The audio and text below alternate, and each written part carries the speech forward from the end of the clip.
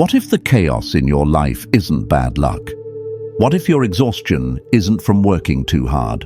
What if every failed relationship, missed opportunity, and moment of anxiety traces back to the same place?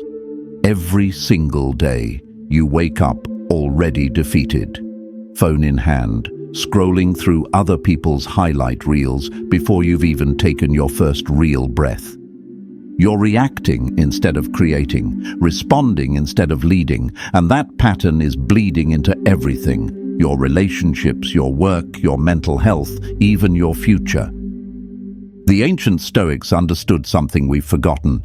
The first hour of your day doesn't just affect your morning, it programs your entire existence. Marcus Aurelius, the most powerful man in Rome, knew this. He didn't roll out of bed checking messages from senators. He built a morning system that made him unshakable. And that's exactly what I'm about to hand you. 7 non-negotiable practices that will transform you from someone who survives their mornings into someone who dominates them. These aren't feel-good tips. They're battle-tested principles that have stood for 2,000 years. If you're serious about this, if you actually want to change and not just consume content, smash that like button right now. It tells me you're committed. And subscribe, because we're building something here. A community of people who refuse to live on autopilot. Let's get into it. Number 1, discover your reason for existing. Here's a question that'll haunt you. What are you actually doing with your life? The Japanese have this concept called Ikigai. It's where your passion, your skills, what the world needs, and what you can get paid for all collide. That intersection, that's your reason for breathing, your purpose, the thing that makes hitting snooze feel like betraying yourself. Marcus Aurelius didn't just endure life, he attacked it with purpose. Every morning, he reminded himself of his role, his contribution, his reason for existing. He understood that without purpose, you're just stumbling through days, wondering why nothing feels meaningful. Most people never find this because they never look. They accept the default path. Go to school, get a job, retire, die. But you're different. You're here. You're searching. Start asking the hard questions. What actually excites you? Not what your parents want. Not what looks good on Instagram. What makes you lose track of time? What skills come naturally? What problem in the world pisses you off so much you want to fix it? Your Ikigai isn't hiding in some mystical cave. It's at the intersection of honest self-reflection and real-world action. Maybe you're incredible at explaining complex ideas. There's your skill. Maybe you're obsessed with fitness. There's your passion. Maybe people struggle with health misinformation. There's the world's need. Connect those dots. When you align your mornings with your purpose, everything shifts. Suddenly, you're not dragging yourself out of bed. You're launching. The mundane becomes meaningful because it's all feeding into something bigger. Your energy multiplies because you're finally running on the right fuel. This isn't some weekend workshop exercise, this is daily work. Every morning, reconnect with your why, write it down, speak it out loud. Let it be the first thing that hits your consciousness. Because when you know your Ikigai, discipline becomes easy. You're not forcing yourself to do hard things, you're protecting something precious. Number 2, prepare the night before. Your morning is won or lost 12 hours before it arrives. Let me paint a picture. It's 11 p.m. You're 3 episodes deep into a Netflix binge, scrolling TikTok for reckless entertainment, crushing a bag of chips you didn't plan to eat. Finally, you crash at 2 a.m. Alarm screams at 6. You're groggy, unfocused, already behind. Sound familiar? The Stoics understood something crucial. We control very little in life, but we absolutely control our preparation. Marcus Aurelius spent his evenings reviewing his day, planning the next, mentally preparing for obstacles. He set himself up to win. Your brain needs time to power down, It's not a light switch. When you blast it with blue light and dopamine hits right before bed, you're sabotaging your sleep quality and your morning clarity. Your mind can't process the day, can't prepare for tomorrow. You wake up in a dense fog of stagnation. Begin to fix this now. Start treating your evening routine as sacred. Cut screens 1 hour before bed. Not negotiable. Read instead. Journal. Sit in silence. Let your nervous system actually calm down. Take 5 minutes to plan tomorrow. Not a detailed schedule, just your top 3 priorities. What are the non-negotiables? Write them down. This simple act creates a roadmap. You wake up with direction, not confusion. Add deep breathing. 4 counts in. Hold for 4, 4 counts out. Repeat for 3 minutes. This signals your body that it's time to rest. It lowers your heart rate, reduces cortisol, prepares you for deep restorative sleep. This is Stoic wisdom in action. You can't control if your boss will be difficult tomorrow. You can't control traffic or weather, but you can absolutely control how you prepare. You can stack the odds in your favor. Your evening routine is the foundation of your morning dominance. Build it right. Number 3, protect your first hour. The moment you check your phone, you've already lost. Think about what's happening. Your alarm goes off. Before your feet hit the floor, you're scrolling emails, reading news headlines designed to trigger you, watching stories that make you feel inadequate. You haven't even fully woken up yet, and you're already in a reactive state, responding to everyone else's agenda before you've set your own. Marcus Aurelius had the entire Roman Empire demanding his attention. Senators, soldiers, citizens, everyone wanted a piece of him. But he protected his mornings. He knew that the quality of your attention determines the quality of your life. Here's what protecting your first hour actually looks like. Your alarm goes off. You don't touch your phone, not to check the time, not for music, nothing. Keep it across the room if you have to. That device is a portal to everyone else's problems, and they can wait. Instead, own that hour. Meditate. Journal. Sit with coffee and stare out the window. Visualize your day. Read something that expands your mind instead of shrinking it with Twitter arguments and comparison traps. That's 3 laws down. Law number 5 might be the most controversial thing I say in this video. But first, when you start your day in stillness, you create a reservoir of calm that you'll draw from all day. When chaos hits, and it will, you're not starting from zero. You're starting from a place of centeredness. The difficult conversation doesn't derail you. The unexpected crisis doesn't break you.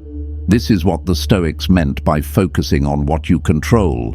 You can't control the flood of emails. You can't stop the world from being chaotic and demanding. But you absolutely control how and when you engage with it.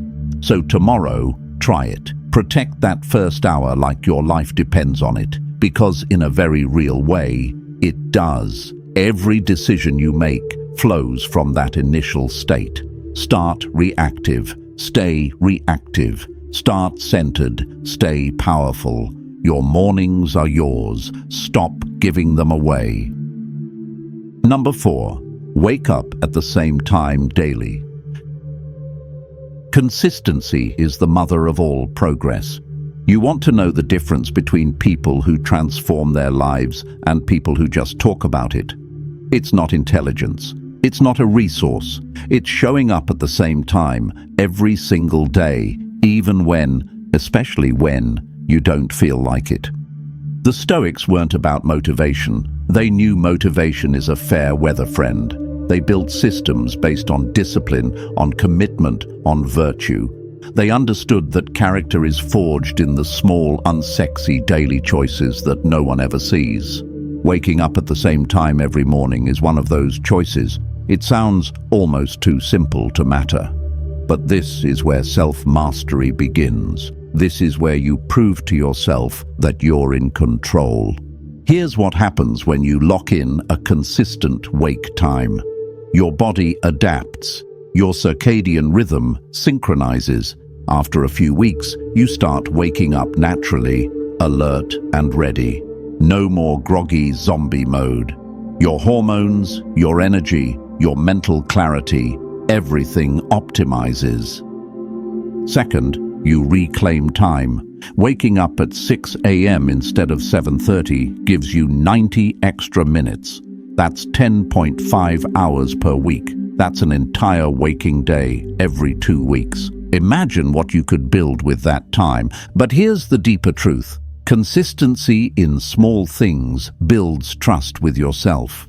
Every morning, you keep your commitment. You're depositing into a self-respect account. You're becoming someone who does what they say. That identity shift bleeds into everything. The first 2 weeks will test you. Your bed will feel like heaven. Your alarm will feel like violence. That's normal. Your brain is wired for comfort, for the path of least resistance. Push through anyway. Set your alarm for the same time, even weekends. I know that's brutal to hear, but consistency means consistency. Create your environment to support this. Blackout curtains with a crack for morning light.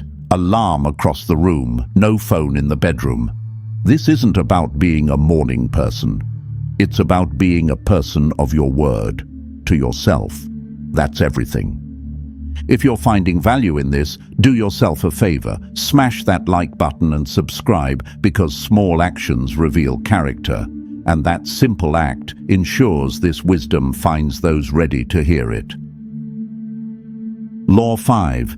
Be patient with yourself. Here's the uncomfortable truth. You're going to fail at this multiple times. Self-compassion isn't weakness. It's a strategy.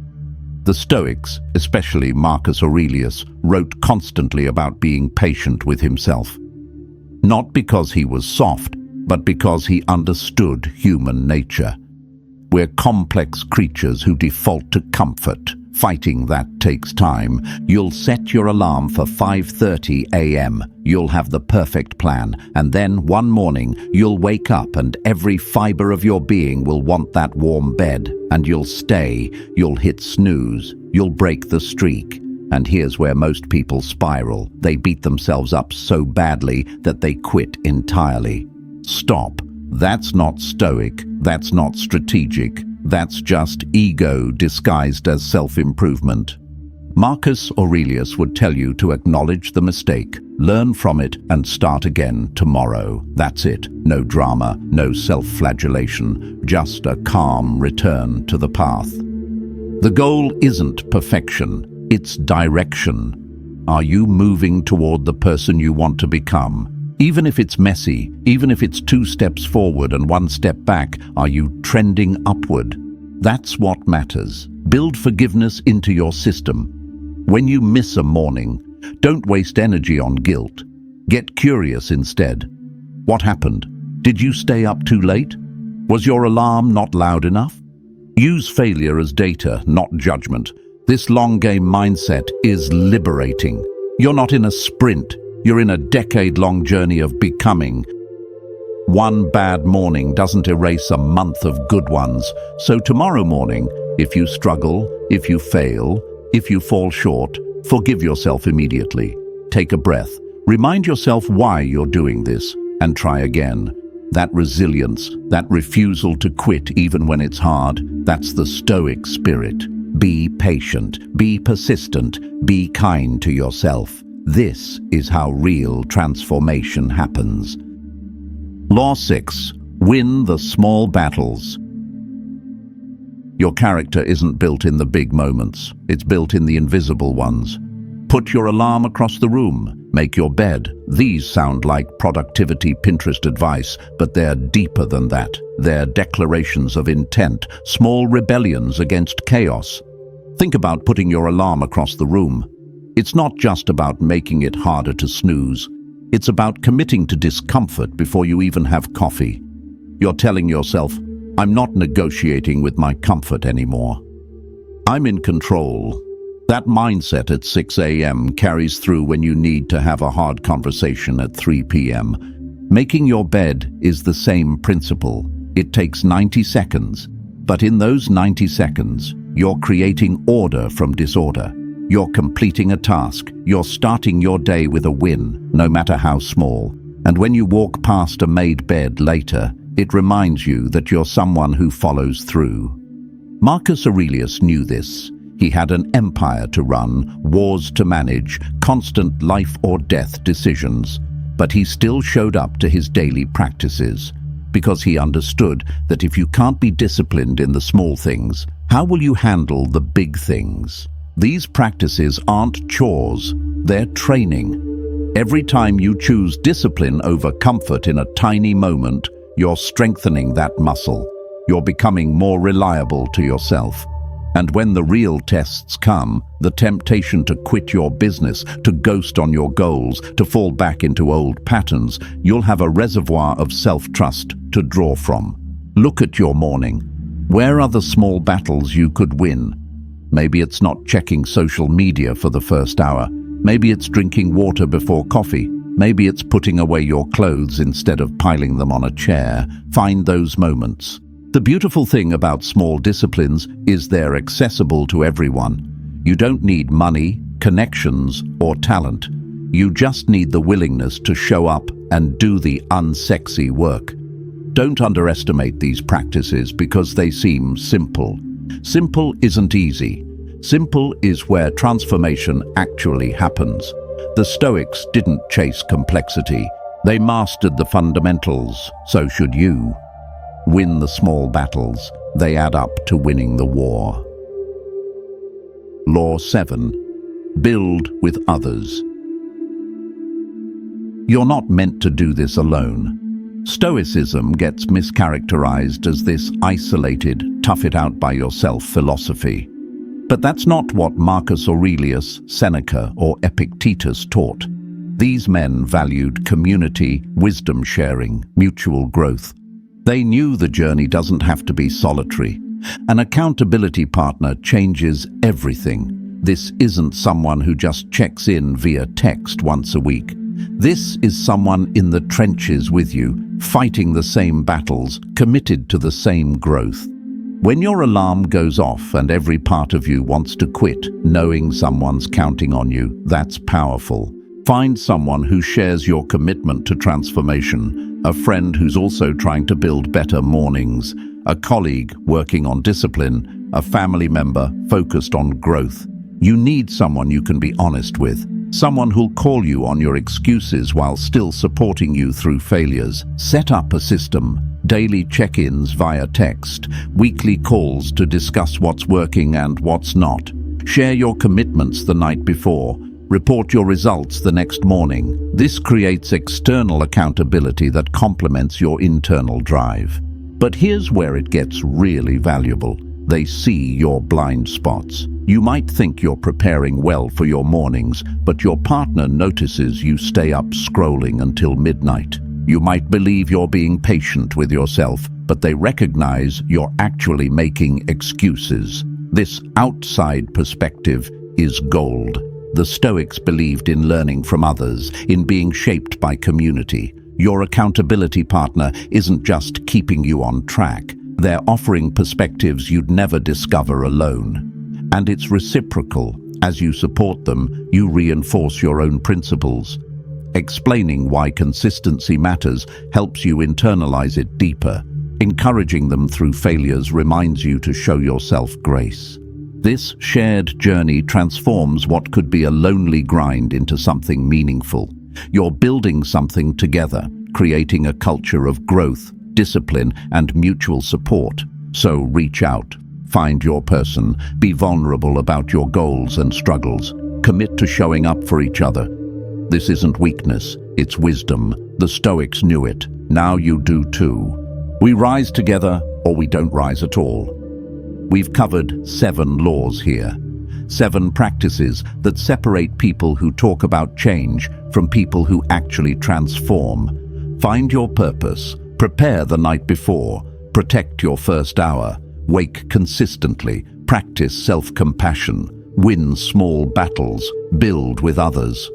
These aren't just morning tips, they're a framework for living. Each practice reinforces the others. Each one builds your capacity to face life's chaos with calm, with purpose, with resilience. The Stoics didn't chase happiness, they built character, they focused on what they could control and released everything else. They understood that a good life isn't about comfort, it's about virtue, about becoming someone you respect. Your mornings are your training ground. Every day is an opportunity to practice these principles, to become slightly better than yesterday. Will every morning be perfect? Absolutely not. Will you fail sometimes? Guaranteed. But that's not the point. The point is to keep showing up. If this video added value to your life, if something clicked, show me by hitting that like button and subscribe, because we're just getting started. This channel is about depth, about ancient wisdom applied to modern chaos, about actually living these principles instead of just consuming content about them. Remember, the mornings you waste don't come back. The discipline you skip compounds into regret, but the effort you put in compounds too, into strength, into clarity, into a life you're proud of. Start tomorrow. Implement one law, just one. Master it. Then add another. This isn't about overnight transformation. It's about sustainable change that actually sticks. The Stoics have given us the roadmap. Now it's your turn to walk the path. Drop a comment below. Tell me which law hit you the hardest. Share your current morning struggle. Let's build a vast army of men who refuse to sleep through their own lives, but build something worth waking up for.